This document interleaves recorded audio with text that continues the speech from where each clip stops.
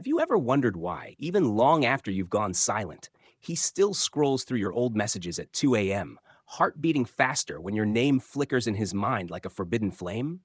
Why he reaches out with hollow excuses, only to retreat again, as if drawn to your energy but terrified of its depth? Carl Jung once wrote that, until you make the unconscious conscious, it will direct your life and you will call it fate. Most men do not realize that the woman they once touched in body is now touching something far more dangerous, the depths of their psyche. And it is not her absence that haunts him. It is the mirror she left behind. You were never just a chapter in his life. You were a mirror wrapped in flesh, reflecting back every wound he tried to bury beneath bravado, logic, or conquest. You walked into his life not merely as a lover, but as an archetype, the anima, the spiritual feminine that lives within every man's unconscious. And when a man encounters a woman who embodies this force, it is not love he falls into. It is revelation. It is terror. It is longing for a wholeness he can neither name nor sustain. He did not fall for your body. He fell into himself through you. You see, the first reason he is still haunted by you is that you awakened a part of him he had long abandoned, the feeling self. You moved in silence, not out of disinterest, but because you understood that presence is more powerful than performance. While other women explained themselves, justified, overcompensated, you simply were, unapologetically, softly, mysteriously. And in doing so, you reactivated the dormant longing inside him, not just for a woman, but for meaning. A man may chase pleasure, but he's haunted by meaning, and you were meaning cloaked in skin. The second reason is this: you did not make him your purpose. You never collapsed into him. You stayed sovereign. And to the unhealed masculine, that is both magnetic and maddening. He's used to women making him the sun around which they orbit. But you became the moon, luminous, untouchable, disappearing and reappearing on your own terms. You didn't need him to survive. You didn't need him to feel valuable. And this wounded his ego far more than any words ever could. Because the truth is, he wasn't just attracted to you. He was disoriented by you. There was no map for your essence. You were unpredictable in the way rivers are unpredictable, not chaotic, but wild. He wanted to own you, but you belonged to yourself. And deep down, he knew, this is not a woman I can conquer. This is a woman I must meet as an equal or lose entirely. And so he retreated, not because he didn't feel something, but because he did. Something too large, something that cracked the shell of his false self. You were the key that threatened to open a door he wasn't ready to walk through. But even now, long after your silence has become his companion, you remain in the corners of his inner world. Because that's what the anima does. She lingers. When he drinks alone, when he achieves something and feels nothing, when he lays next to someone else and still feels cold, it's you he remembers. Not because of what you gave, but because of what you revealed. You weren't the fantasy. You were the truth. And truth doesn't fade. It returns again and again like a haunting. The third reason you still echo in his system is because you did your shadow work. You weren't perfect, but you were conscious. And nothing destabilizes an unconscious man faster than a woman who has faced her own darkness. You didn't react, you responded. You didn't chase, you received. You didn't manipulate, you magnetized. Because you had learned to mother your own inner child. You had wept in silence, held yourself through heartbreak, and emerged not desperate for love, but sovereign in your soul. This is rare, and he knows it, even if only unconsciously. He may try to replace you, to prove to himself that what he felt wasn't real. He may call you too intense, too distant, too complicated. But in truth, you were just too real for the mask he wore. And now that you're gone, the mask fits even less. You are the silence that speaks, the space he fills with projection, regret, and fantasy. The more he tries to forget, the more the forgetting becomes remembrance. Because a woman like you doesn't leave a void. She leaves a mirror. And until he can face what he sees in that mirror, he will remain haunted, not just by you, but by the man he pretended to be when he had you. He thought time would erase you, that the days would dilute your presence, and that other women, warmer or more available, would offer distraction. But time is not a healer when the wound is existential.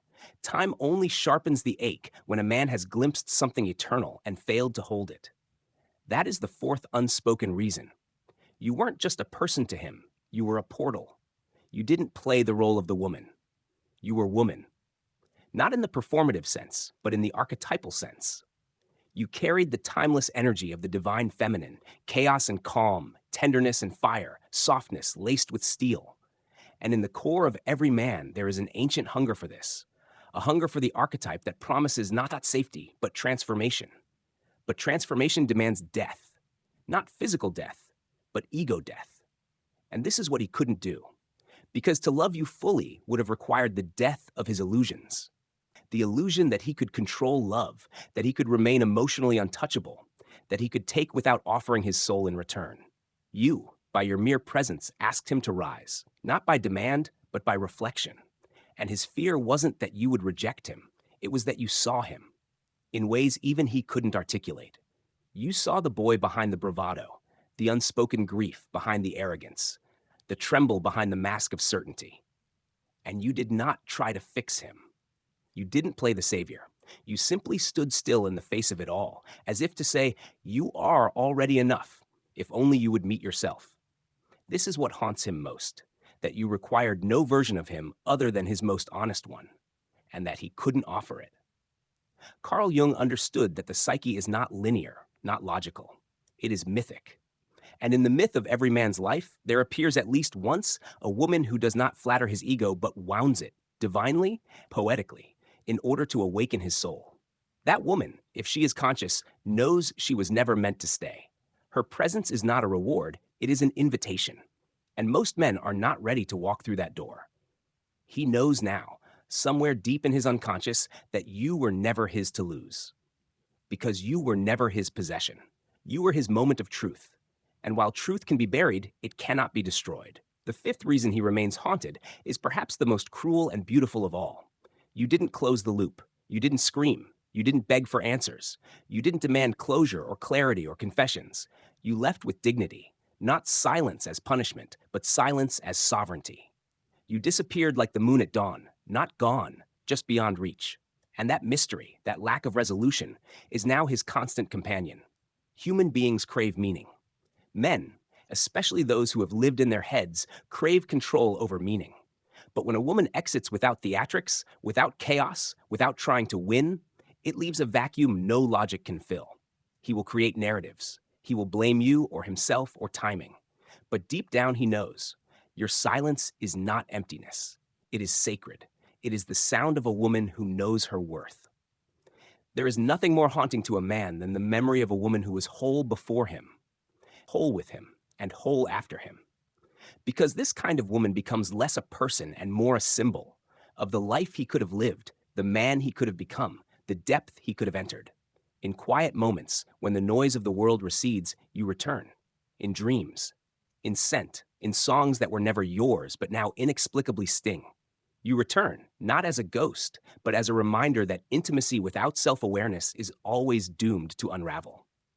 And that the soul does not forget what once made it tremble. He will search for you in others, not because you were perfect, but because you were true. And truth, once encountered, forever alters the compass.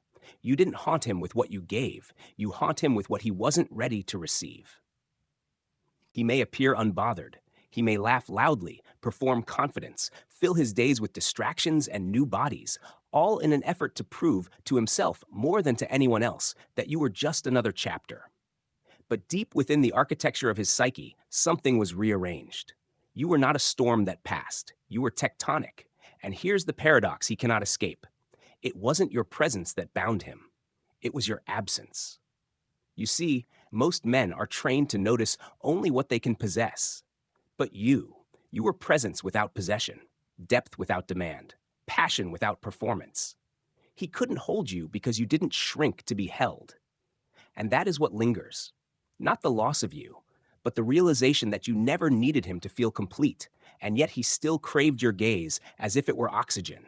You became the symbol of his unlived potential, the version of himself he glimpsed in your eyes, but didn't have the courage to become. That is the most exquisite torment of all, to meet the one who sees your soul and still walk away because your ego refuses to let go of its armor.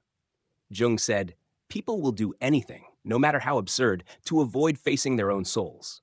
And this, more than any heartbreak, is what keeps him restless at night. That he chose the comfort of performance over the pain of growth. That he let the woman who offered him spiritual intimacy slip through his fingers because she wasn't playing a role. She was offering a mirror. And mirrors are merciless.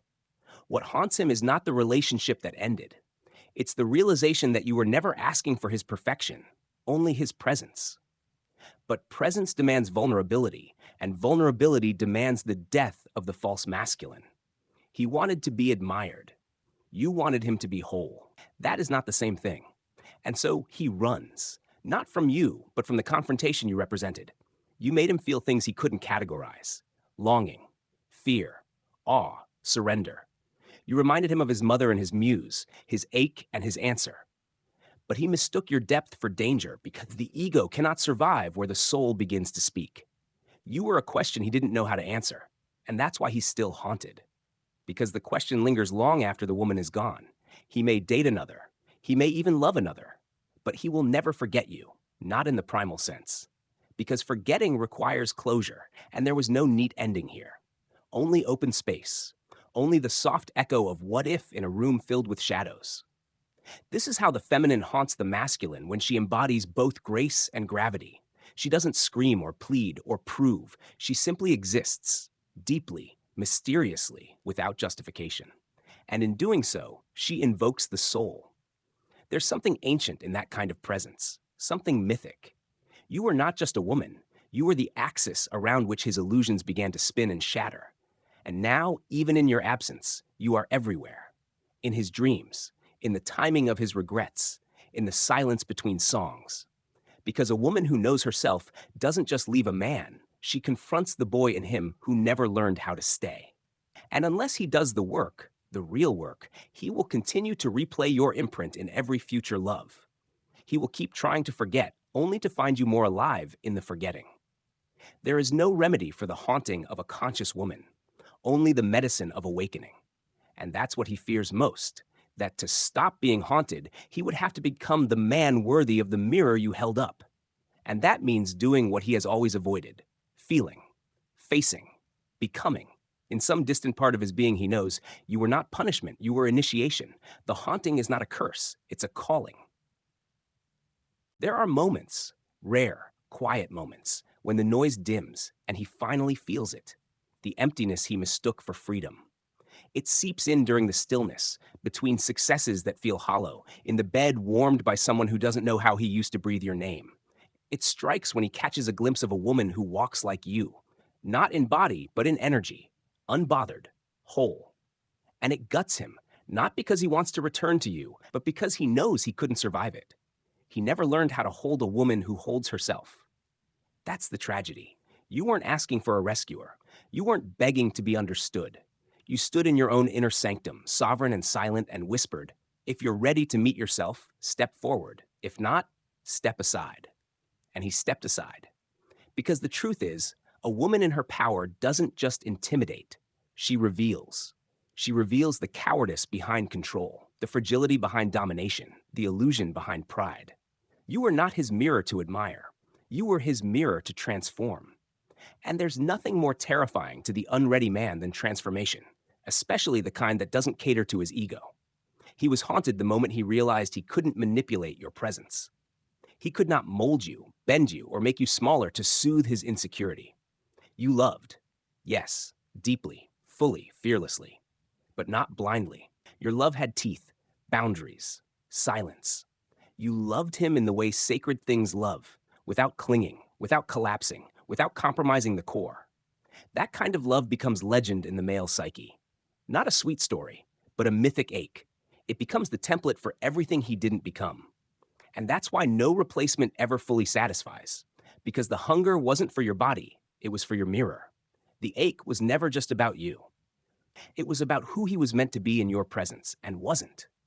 In Jungian terms, you animated his anima, the divine feminine within him. But he wasn't ready to merge with her. He wasn't ready to feel his own wounds, his own softness, his own buried grief.